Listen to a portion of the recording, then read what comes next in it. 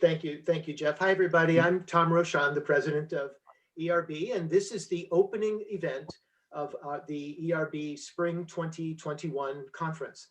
We have a 90-year tradition at ERB of having conferences that are focused on creating a sense of community among educational leaders who rely on assessment data as a source of insight into students as learners and schools as learning communities.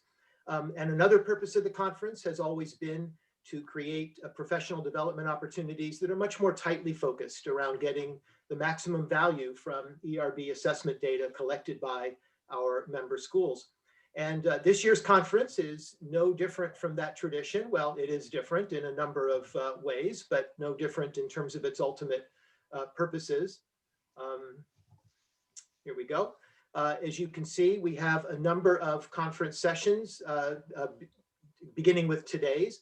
Tomorrow is our keynote address by John Gulla, the director of the E.E. Ford Foundation, who will focus on the big picture of independent schools, who we are, what we do, and why it matters.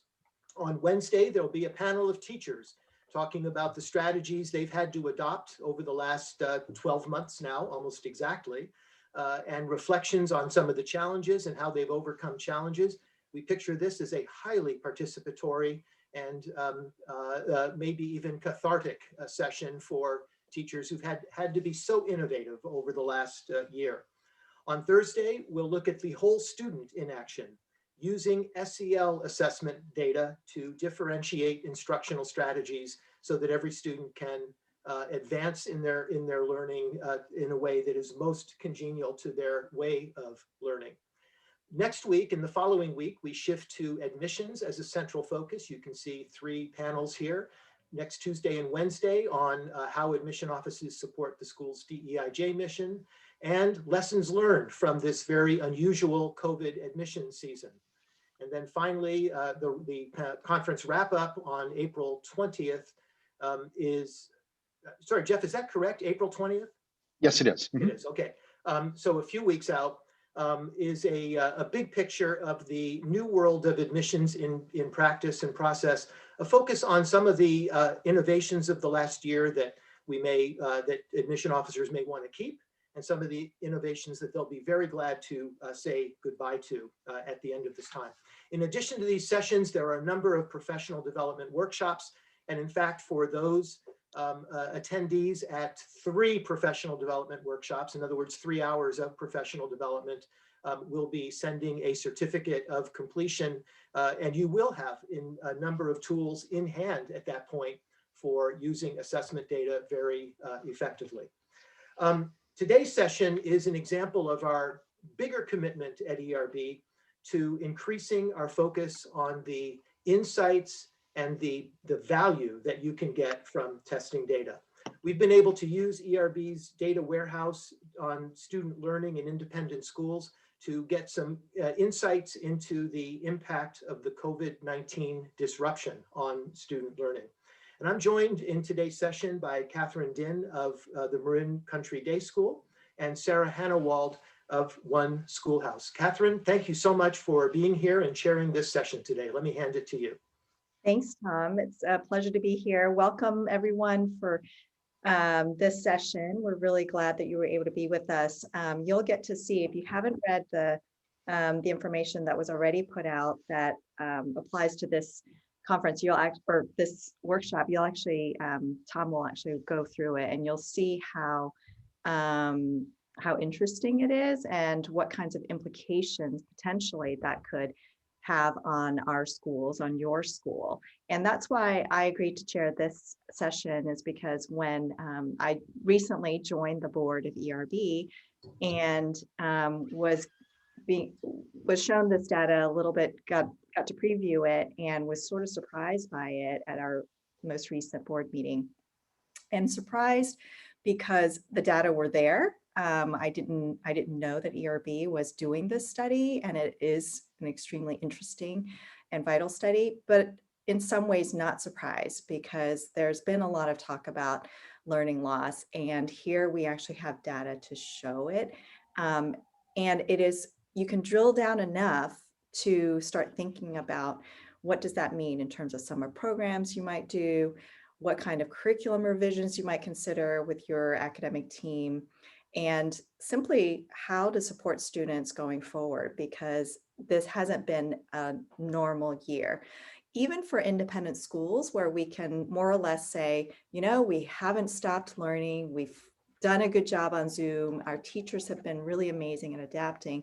Even so, the ways in which students are learning when they're not in person has had an impact on how much they have actually learned. And so again, you'll see more once Tom goes into the to the presentation.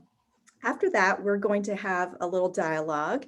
And in a second, I'm just going to hand it over to Sarah, my co-discussant on this topic. And then we will also open it up in the chat. So as Tom is presenting, feel free to put your reflections, your questions, your comments into the chat, and we can use those in our conversation afterwards, because ultimately we want to ask you, what do you think about this information? What do you think about these data? And how do you think you will respond to it at your school?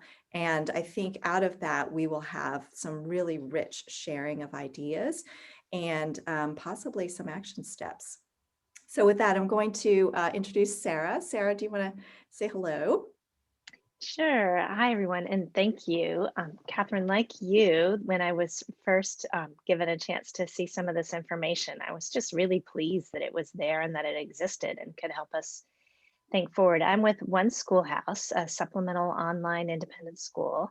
And prior to that, I've been an academic dean at 2 schools in North Carolina, one K-12 and one all-girls high school, and really looking forward to this conversation. So I want to thank Tom for inviting me. Thanks, Sarah. I should have mentioned I'm head of Marin Country Day School. It's a K through 8, 600 students in Marin County, which is a suburb of San Francisco, just across the Golden Gate Bridge.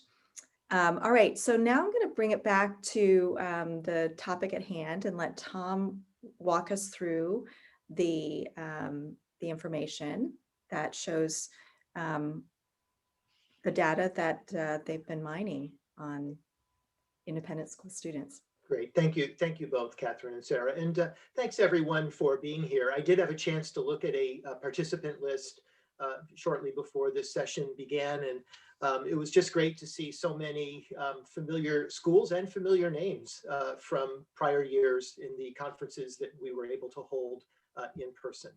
But with that, let me get to the actual study that we're talking about here. Do this again, past here. So first of all, the design of the study.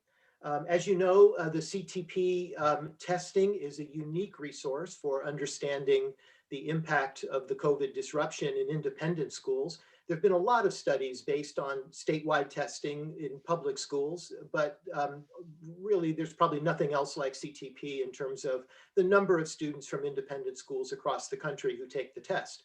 So, or the series of tests. So what we did was pull out students from all schools nationwide who took CTP in the fall of 2018, the fall of 2019, and the fall of 2020. In other words, these are exactly the same students, spaced 3 testing events, spaced 2 years apart.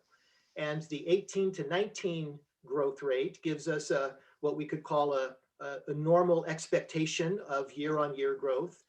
And then from fall of 2019 to fall of 2020, of course, that time period spans the abrupt, dramatic, and complete shutdown of school campuses that took place from March through June 2020.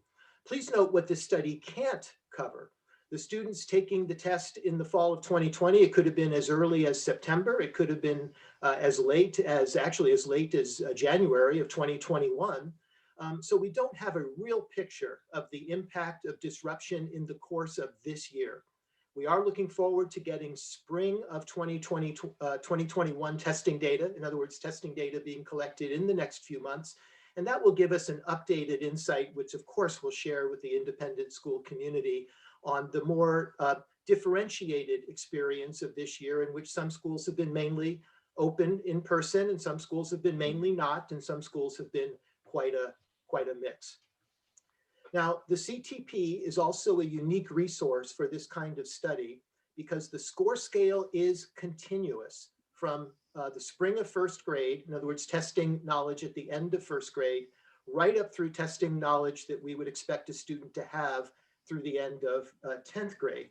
And you can see that the curve is the steepest in the primary grades, but it is a continuous scale that runs throughout, which enables us to look at growth. So with that as a preliminary, let me jump into what did we find when we examined these data. So the blue bars in this graph reflect the student growth among this national set of students who met the criteria that I just described, their growth from fall of 2018 to fall of 2019.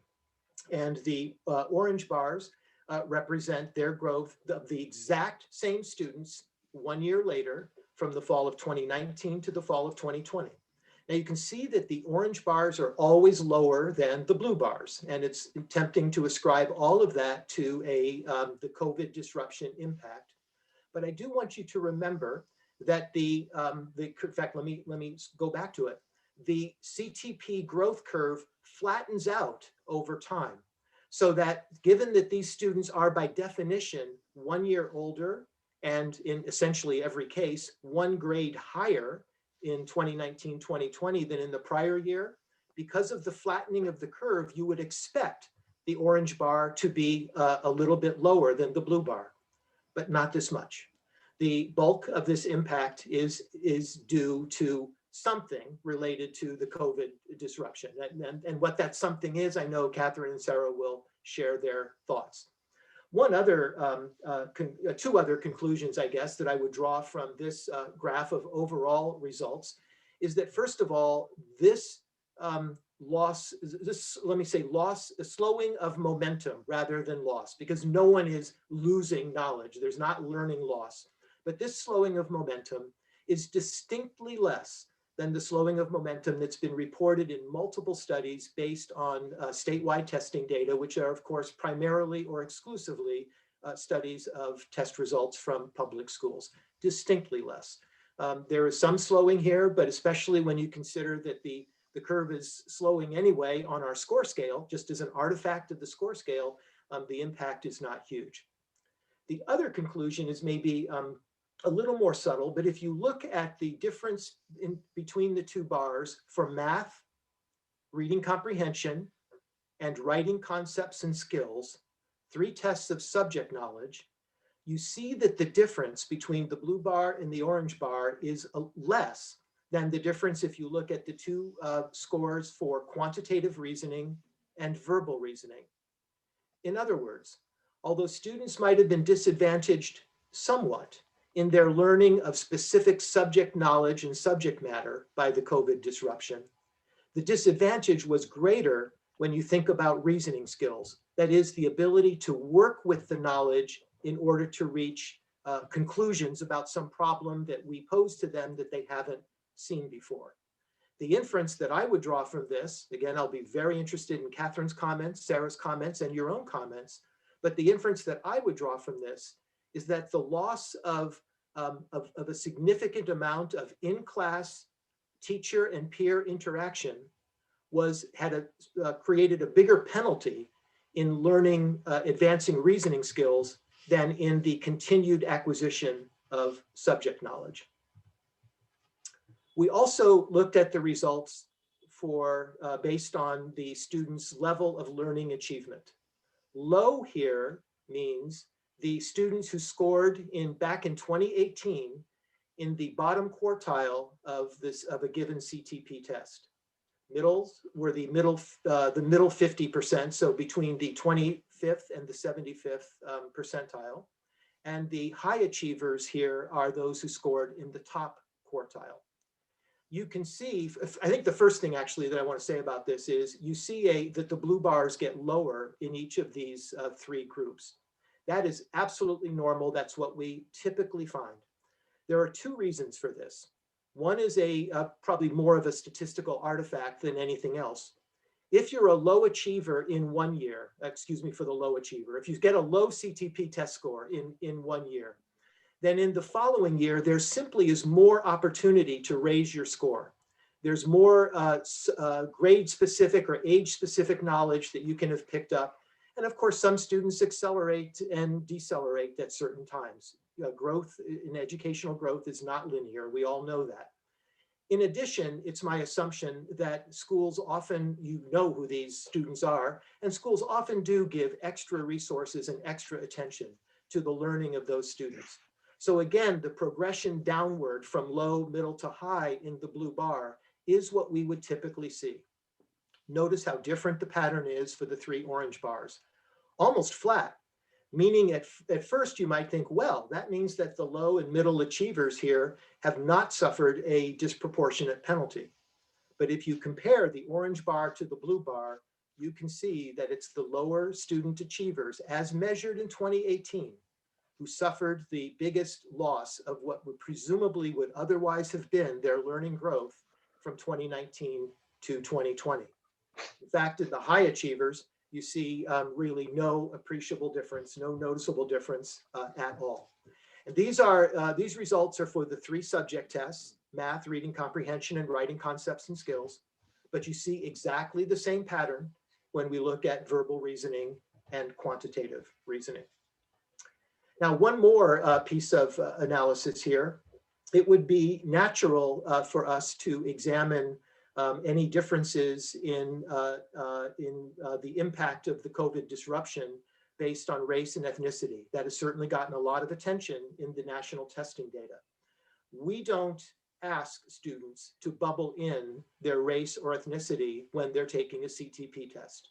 And we do that for the very good reason that we don't want to invoke stereotype threat and possibly influence student outcomes based on the very familiar and well-established problem of stereotype threat as standardized testing particularly affects students from underrepresented groups. So as a byproduct of that very sound practice, we don't have a lot of data on student race and ethnicity in CTP testing. But we do have data by gender, and I'd like to show you those results. You see here several groupings. Again, low, middle, and high have the same definition that they did before: the bottom quartile, the middle 2 quartiles, and the top quartile of CTP performance, but now broken out by boys and girls. Three results, 3 implications from this particular graph. First, you will see that boys, especially the lower achieving boys and the higher achieving boys, were more affected by the COVID disruption than were girls. The low achieving boys, the most affected in terms of the drop from the blue bar, their growth from 2018 to 2019, and the orange bar, their growth from 2019 to 2020. And at the other end of the spectrum, if you look at the high achieving girls, there is actually an acceleration of their learning growth from 2019 to 2020 compared to 1 year earlier. This is true on this graph is about the 3 subject tests: math, reading comprehension, and writing concepts and skills. Same pattern when we look at verbal and quantitative reasoning. The low achieving boys suffered the biggest penalty from 2019 to 2020. The high achieving girls actually accelerated their learning through the period of COVID disruption and into the next fall. Well, these graphs are from a paper that is available on the ERB website for download. I do want to recognize, and the paper is not a long academic tome. It's only about 8 pages long, and much of it is these graphs. So please do download it and share it with colleagues. I do want to make mention of a couple obvious facts. First, these are group analyses, and individual students in these groups react differently to circumstances. Their social emotional learning, their executive functioning, those things matter. Their home circumstances will make a difference. So we should never let the group analysis about low achieving students and high achieving students, or girls and boys, overtake our understanding that every student is an individual. The other, and I yeah, I think I'm good here. Excuse me while I stop the share. The other thing that I wanted to I lost my cursor here. Got it? Back there. The other thing that I wanted to be sure to mention is that we are planning to do a similar analysis on spring 2021 data, and that will be a spring to spring to spring analysis. We'll have many more, most schools test in the spring, so we'll have much more data from the spring. And the school experience has been so differentiated that I think we'll be able to say a little bit more about some of the impacts of distance learning and hybrid learning on student learning. So with that, let me, Katherine, hand it back to you for your thoughts and Sarah's thoughts. Thanks so much, Tom. And every time I see these data, which I've seen a number of times, I still think of another question to be asking myself or to other school leaders or teachers. So right now, I'd actually welcome folks to put questions or comments into the chat so we can start to address those. In the meantime, I'm going to just start a little dialogue with Sarah. Sarah, you're running One Schoolhouse, or you're part of the leadership team of One Schoolhouse where everything is online. So how do these data influence your program? Do you see any changes that you would have to put into place by just looking at these data and wondering how it's affecting your students? Right. And so one of the things that we do is that we get students from all over the country. And so we know that and all around the world.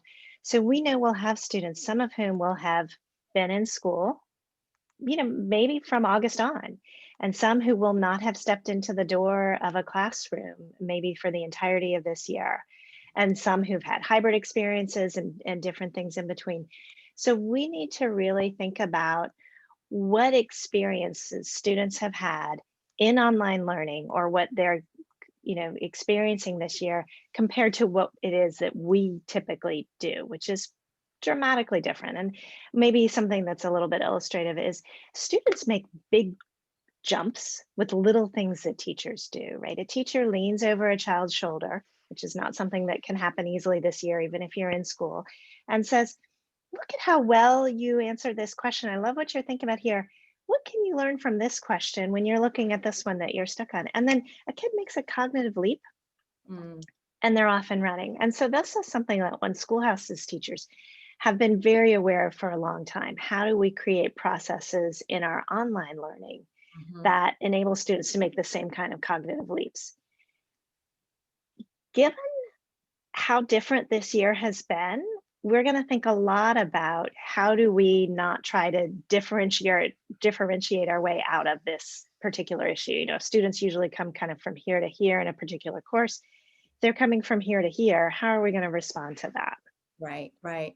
What you pointed out is so true, speaking directly to students. If I've talked to them this year and asked them how their experience has been, and we've had a few teachers who've had to work remotely because of health concerns, and the students, they're doing fine. They do say, well, we're learning, but it's a lot harder when my teacher isn't in the room because they don't know when I'm trying to work through a problem. And that's exactly what you're describing. So have you, you've known that for a while. What are some tips that you have put in place for teachers to be aware of that when they're teaching students remotely? Well, so one of our major points has always been that the student-teacher relationship is the foundation for learning. And I think that's something that teachers who have been teaching online for a good long time have learned how to do. How do we build in the supports, and how do we build in the connection to students so that students do use technology tools to connect remotely, they turn in an assignment a certain way, and even in an asynchronous response, our teachers know how to give feedback that helps students make those leaps. And I should say right away that our students are high school students. So I think my hat is off to anyone who's been teaching our youngest learners online for an extended period of time. That is something that is significantly different, and I would be remiss if I didn't say that. Right, absolutely. And true, the students I've spoken to who can articulate what they think they're missing are our oldest students, our 8th graders.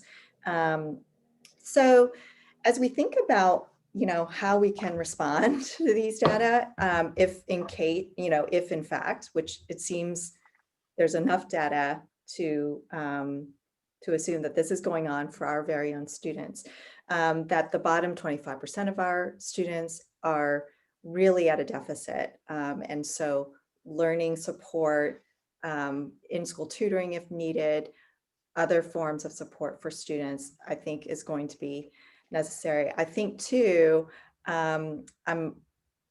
immediately some students' names come to mind when I think of the high achieving girls who have flourished in some ways because they're able to put aside the distractions of in-class learning that can be, just students not settling down or whatever, and those girls are doing just fine. But I do, I want to ask sort of in general, maybe to the folks who are our participant list here, are you concerned about learning loss among your students? And if so, what additional supports or systems or programs do you plan to put in place? So for example, I've taken these data.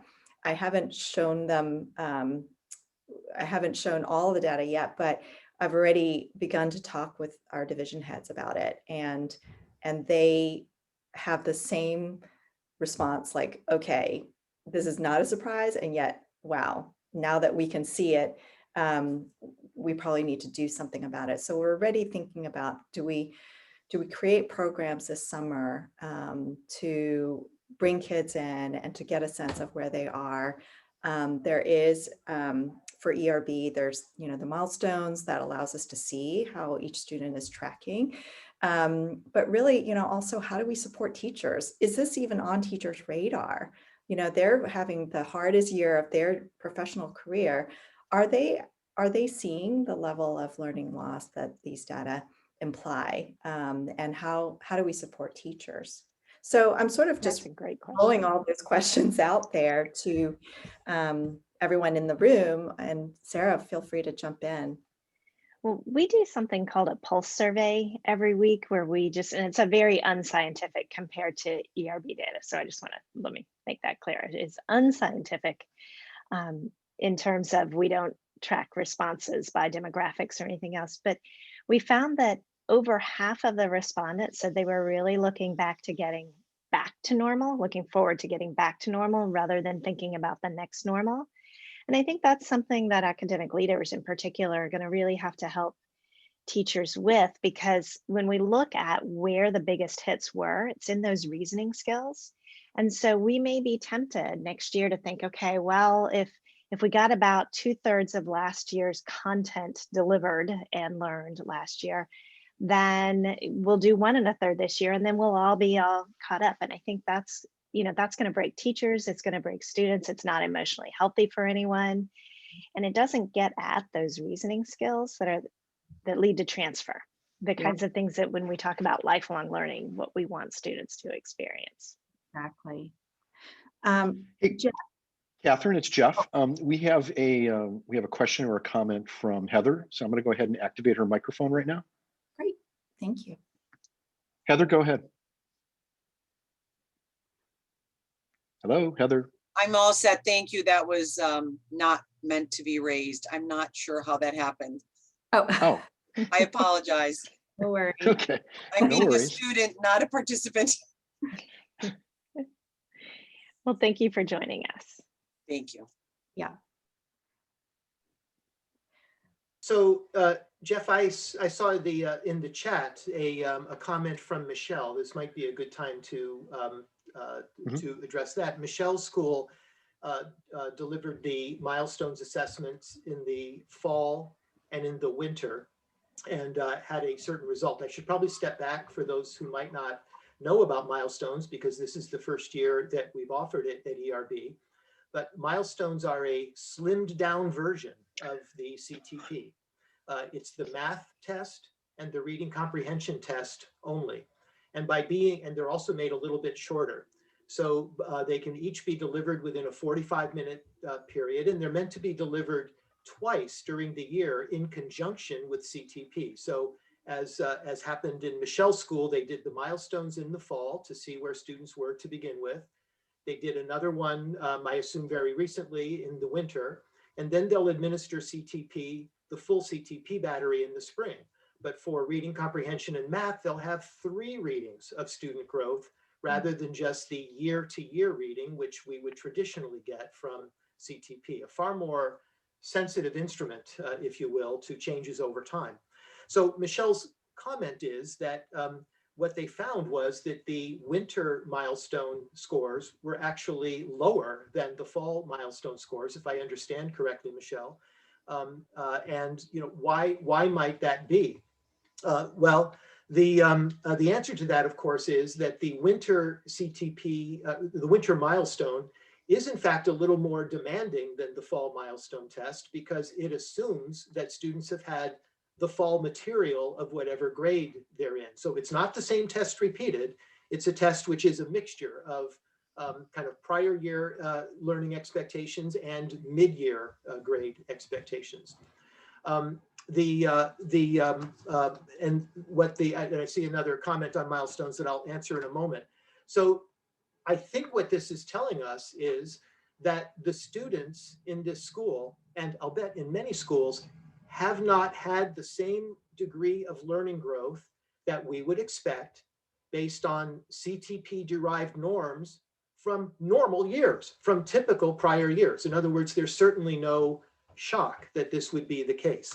There is an opportunity to dive down into those 2 milestone tests, math and reading comprehension, and ask which specific parts of those tests, which subtest elements have been most affected. And it should create, Michelle, the opportunity at your school to make some adjustments along the way. The other comment that Michelle made in the chat was that their students have been divided, I think you said more or less 50-50, between in-person and hybrid. And you will have the opportunity to get a pretty good reading on the impact of hybrid learning compared to in-person learning by dividing your students into 2 groups, which is easily done through ERB's data portal, 360 Access, and then looking at the fall to winter milestone scores for each of those 2 groups. A really unusual opportunity to create an almost experimental situation. So thank you for sharing that, Michelle. There was a question about do milestone assessments give data relative to other schools? And the answer is yes. Because these are CTP tests in math and reading comprehension, all of the norm data on the independent school norm, the national norm, et cetera, also applies to milestones. And then, Tom, there was an additional question about any resources for or someone to consult with around scope and sequence. Yeah. Oh, yes. Thank you. I see that now. And the answer is yes. Michelle, you can go into the member part of our website and see in fairly great detail what's expected in the milestones at each of the, not just each of the grade levels, but each of the seasons within the grade levels, which is the important innovation, of course. Great, thanks, Tom. Those were really helpful. I think a lot of people are now quite interested in milestones, so I'm glad you had the opportunity to share a little bit more about that. I would love to hear, some of you all have probably, if you run an academic program, you've probably already started to think about learning loss and how, I'm sure you've gotten questions about it from your families as well. So has anyone already implemented anything that they think does address some of these data that we've just seen, even though you might not have seen the data, you just had the feedback from teachers, or you've been following how your students been doing. I'd love to have a little bit of a sharing out if folks have good ideas that they think could be useful for their peers. So feel free to share either in the chat or raise your hand.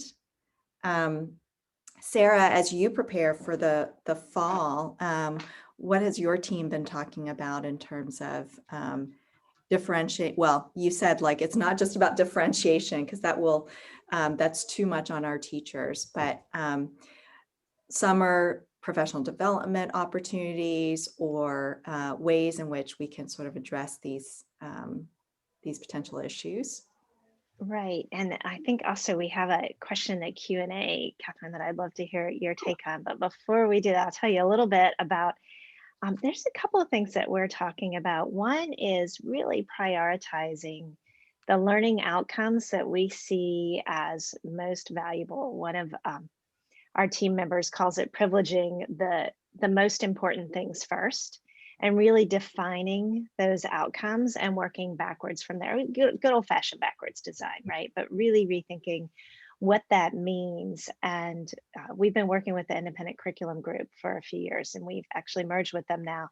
And so using some of that guidance to really think about what does it mean to develop curriculum that is responsive to our community and the students who we have and care about right now. And the other group that we're really talking about are those girls that you mentioned, Katherine, and that Tom mentioned as well.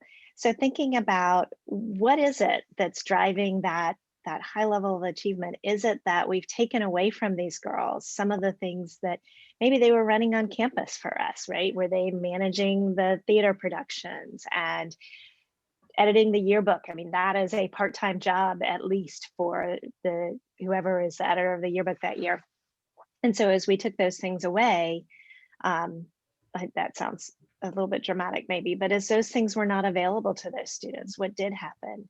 And I think one of the things that we want to think about then is there somebody who doesn't fit that profile, who maybe should be in that group of really achieving highly given their track record and where they've been before, and they're not now. And so now we need to really dive in and find out the story, what's happening with that student.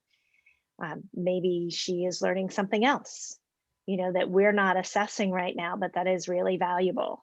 And she's acquiring skills. And so we just need to understand that. Or maybe that's somebody who we really need an intervention for. So Patricia asked a really good question. Yeah, really important. Yes. So sorry, I didn't see that at first, but thanks for the question, Patricia, which asks, I'm concerned about reactions of a significant group of parents who, when seeing results of their child, might panic. They tend to blame the school's practices. So really great thought, which is why I've actually wrestled with, to what extent do I share this at a town hall? Like, by the way, here, because all along parents have been worried, not all along, but soon after the lockdown last spring, parents immediately started asking, what are you going to do if my child falls behind, and so on. And we've been saying we're having as many days of instruction. Some of your students are probably accelerating their learning, which, as we've learned, is true. And yet we did know pretty early on as well that students with learning needs are needing more support. So we extended learning support for those students, one-on-one time with tutors and things like that we just wrapped in as part of their tuition. But it is, a great question. Tom or Sarah, I don't know if you have any thoughts about that or advice on how we share this without increasing the panic of families to then, supplement their children's learning out of fear. Well, I was so glad to hear your thoughts, Katherine, and I do have some thoughts, although they're expressed with the modesty of someone who doesn't actually have to interact with parents on these questions, because I know that can be really, really difficult. I think that ideally it should be, I hope possible, to make 3 points to anyone who raises this understandable question. First of all, the first point, that it's simply not realistic to expect it would make no difference whatsoever to student learning and development from a disruption of this magnitude, which is obviously a disruption beyond the control of any of us. Mm-hmm. The second point would be that the impact in independent schools has been very modest compared to any of the state data studies that you've probably all read, just as we at ERB have consumed, studies that are based on public schools. And one never wants to get into invidious comparisons, but the results of those studies have had people talking about a generation that will always be marked by the COVID experience, that will be disadvantaged for the rest of their lives, beginning with college attendance and their lives and careers after that. This is nothing like that at all, not even remotely. That's the second point. And the third point, I think, is kind of reflects the general pride that I feel in ERB member schools that do collect these data every year and examine them and are on a ceaseless quest for ever greater excellence.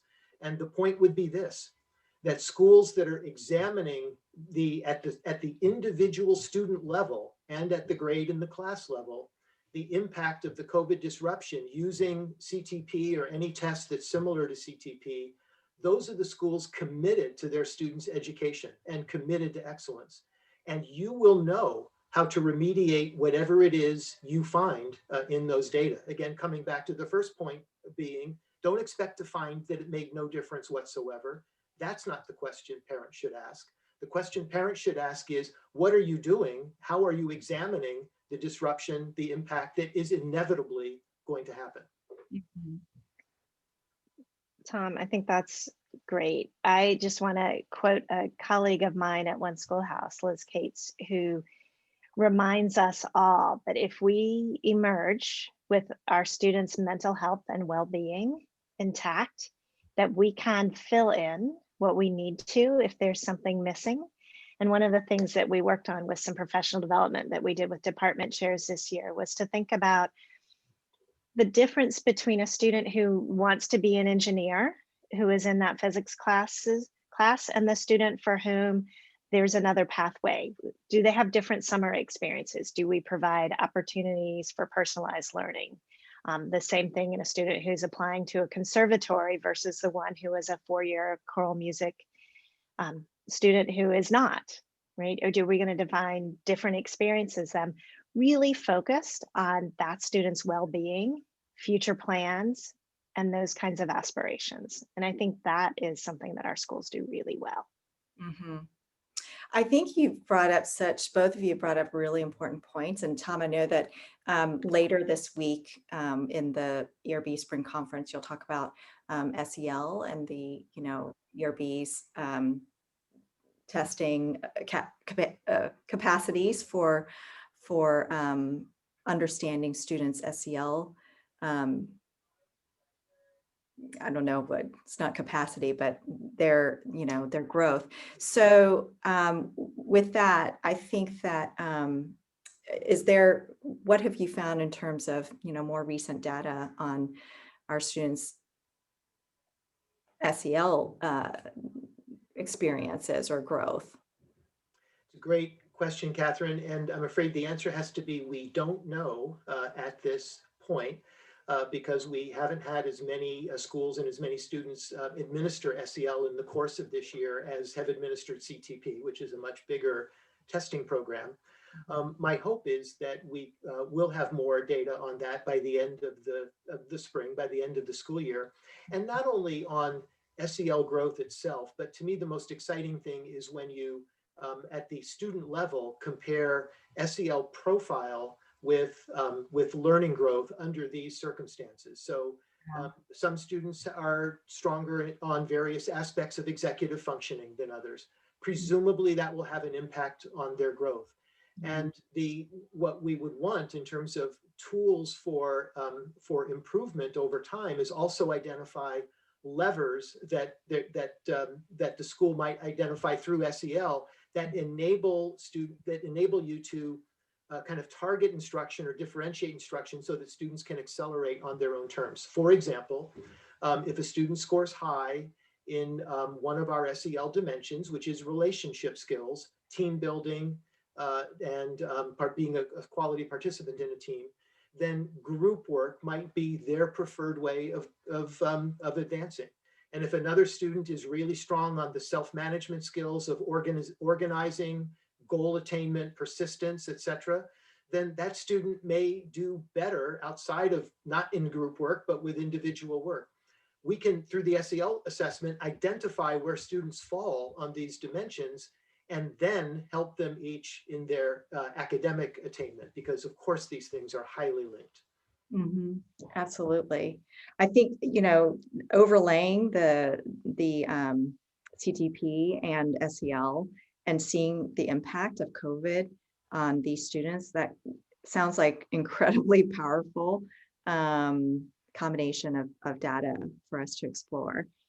Because, there could be, Sarah, I thought your previous comments about what about those high achieving girls, but they're not getting to do things like run the newspaper or all these other aspects of school life that brings other, allows them to access other skills and also feeds their social emotional well-being and gives them a sense of purpose and, other things in school. You wonder, there could be high scorers who at the same time are really struggling with isolation and other issues that have been rampant during COVID. I think, do we Great have point. some questions in the chat that we need to address? I haven't fully paid attention. While you look at that, I'm just going to comment too. I think on the other hand, we may have students whose scores are low, but who are perhaps wrangling at home 2 younger siblings plus 2 cousins, all of whose parents are essential workers. And that child may be developing some really killer executive functioning skills and doing a great job. Again, maybe there are 4 children under 10 in the same house and they've got them all organized, snacks, meals, everything else. And yeah, that's a student who's really grown this year, even if we haven't measured it. That's that's an excellent point. So I think there are some questions, perhaps Tom, that you could respond to in regards to specific ERB tools. Yes, thanks, Catherine. So I do see one about IC scores, and the comment is that IC scores seem to be lower this year than in the past. I have to say we have not found that in general as a pattern this year. We haven't seen too much impact in either direction on the distribution of IC scores. So that's something I'd need to look at more closely in the context of the applicants to that particular school. That question, that comment goes on to say, do we have any information about IC scores this year compared to prior years and sort of growth or not growth? The answer is no, we don't know much. We haven't learned much from IC scores for a couple of reasons. One, an individual student tends to take an IC once. They don't take it 1 year and then again the next year and then again the next year. It might happen, but that would be pretty unusual. So we don't have the comparable opportunity to look at student growth at consistent intervals over time. In addition, and this is sort of a self-confession in many ways, ERB didn't actually have a data warehouse until this year. We treated every testing event in a school as an isolated event, and we did the testing, we delivered the score reports, and then we filed away the data, separated from the data in that same school 1 year earlier or 1 year later. So it just is coincidence in a way, we've been working on this project for a while, that our data warehouse became functional precisely when COVID created such a important analysis moment for understanding pre-post growth rates. So that's very fortunate. Same thing with milestones, by the way. We rolled it out this fall, and I think it is a very flexible, streamlined instrument for measuring student growth during the year, which in my view at least becomes more important in a year when so much has changed compared to in normal times. Normal's always in quotes these days. But it's not as if we planned it because of COVID. We had been working on it prior to that, and fortunately we're able to roll it out at a time where I hope it's been helpful to those schools that have used that tool this particular year. So because Milestones is still new and people are really wondering that maybe this is the right tool for right now, Tom, we just had a very specific question, I think, about is it appropriate to start with Milestones even if your school doesn't have previous CTP data? And the answer to that would be yes, because again, although we have a different name for it, it's a different program. Remember, Milestones is the CTP math measure and the CTP reading comprehension measure. So CTP and milestones can be used in conjunction with each other. As a school, you could decide to go with all milestones and not administer CTP at all. You miss out on the other tests, but you get a great set of readings on those two core subject skills in reading comp and math. So all of the normative data, all of the historical data, there's a complete integration between CTP and milestones, because milestones is literally 2 CTP tests created and repurposed for the more consistent formative assessment of students during the year. Thank you so much. This is really an opportunity, Tom, because I actually have, I think there are so many tools that ERB provides. And right now we are, in our COVID brains, trying to manage a lot of information.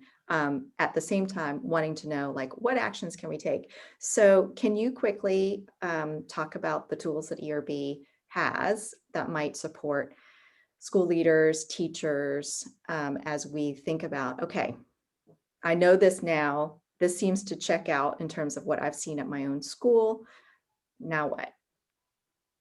So of course, I do encourage in any school where you have used CTP for 3 consecutive years, going before the COVID disruption and then through this year, whether you're a fall testing school or a spring testing school, I would encourage you to look at your data very much the way we did. Actually follow the template and create those graphs for your own school. And what you'll find, I'm sure, as we found in this national study that I've just presented to you, is that individual students, of course, react very differently. You saw that high achieving girls as a group accelerated their learning a bit. It won't surprise you to know some individual girls in that group accelerated their learning unbelievably. They might have anyway without COVID. Again, human growth in development is never linear,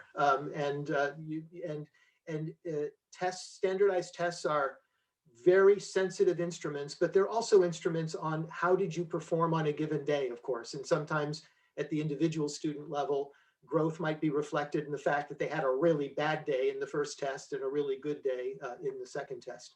But look at your own school's data. Look at it by grade level, look at it at individual student, and draw the conclusions from that. Nationally speaking, the patterns are very clear. And by the way, these data are combined data for grades 4 through 8. Those are the years in which we have the most students taking the test, so it was most reliable in the results. We did look at the results separately by grade, and they're very, very consistent. So you can draw, even if you don't have these data in your school, you can draw the conclusions, and I think ask some very pointed questions about this summer and next fall. The first one being, you probably already focus on how to help your lower achieving students. Double down on that focus. What are you going to do for those students next year? Secondly, the question of reasoning versus subject matter gains. I've heard from time to time in various webinars, we're really going to need to focus on grade level subject material because students didn't get as much exposure as they would normally get. That's true on the exposure front, but don't undersell how much students have been able to continue at an approximately grade level pace on the subject tests.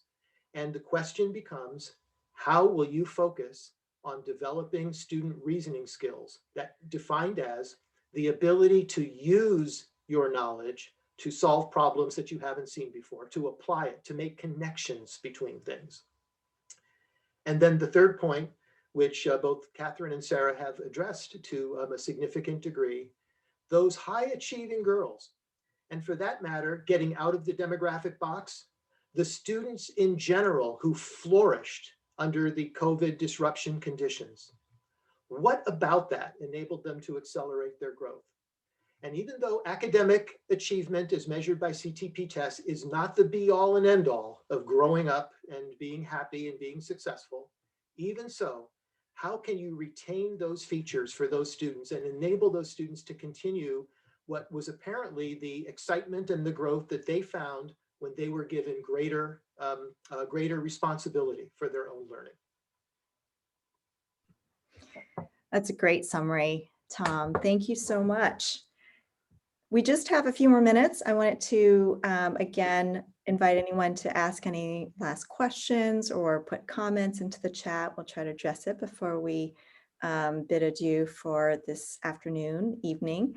I'm really grateful for this opportunity to speak directly to Tom and also to Sarah, who is helping to run a really unique program that has been, frankly, just a gift to so many schools during the pandemic. I believe one Schoolhouse probably, I don't know, tripled its student body. I have no idea. I have some idea, but the student body grew. And I think what was really an honor for me was to have about 7,000 participants in our PD last summer on, how can we get our heads around this whole being online a lot more than we ever intended to be. Everybody at one Schoolhouse intends to teach online or intends to take a class online.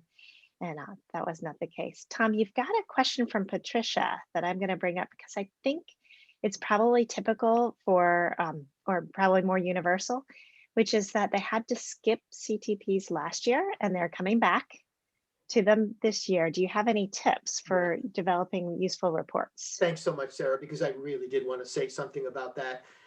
So many schools were in that position last spring. And in fact, CTP testing last spring dropped to probably what its all-time historical low ever since we started doing that testing 90 years ago. And we are developing, since we are planning to do our own analysis of spring to spring to spring, we are going to develop a report template or an analysis template, again, kind of similar to the graphs that you saw, which is appropriate for a school that has data from spring 2019, skipped spring 2020, and will have data from spring 2021. Again, that's a pattern that is so common. And there's still a great deal of insight that you can get from the 2-year gap from spring of 19 to spring of 21. And we will make available a sort of an analysis template that will enable you to make sense of those data and draw conclusions from those data, even though there's a missing year in the middle. I know schools are glad to hear that. Yeah. So I'll add my thanks to everybody for being here today. Hope you found it useful. Please come back for John Gulla's uplifting. I could promise you, because we were talking about it this afternoon or earlier today, uplifting talk on who we are and what we do and why it matters in independent schools, and the other events that coming up this week, next week, and into next month that I mentioned in the opening session. Thank you all once again. Bye and see you soon. thank you so much. Thank you. Thanks, Sarah. Thanks, Jeff. Thank you, Katherine. Thank you, Sarah. Thank you, Tom. Thank you, Katherine. Y'all have a good afternoon. Thank you. You guys too. Bye.